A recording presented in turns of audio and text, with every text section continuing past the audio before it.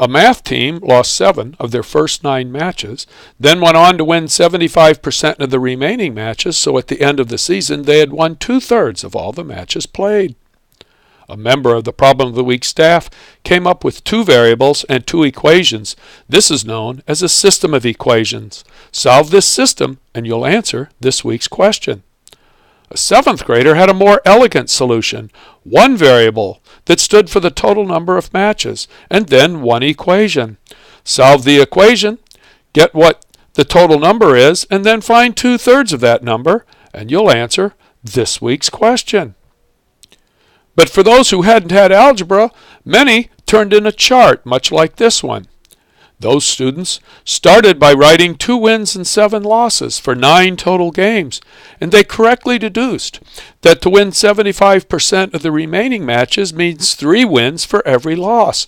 So they started adding 3 to the wins and 1 to the losses and 4 to the total until they got a set of numbers that answered this week's question.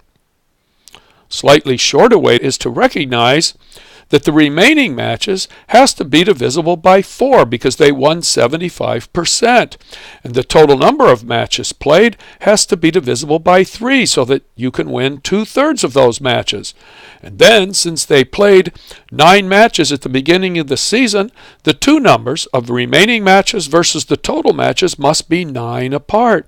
And here's 4 such pairs. Well, the first 3 pairs just don't quite meet all the requirements of this problem.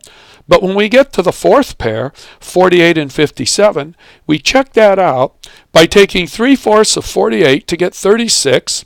Then to that 36, which is the number of wins in the remaining matches, we add the 2 wins from the beginning of the season to get 38. And then we check and we find that 38 is indeed 3/4 of 57. So 38 wins, the answer to this week's problem of the week.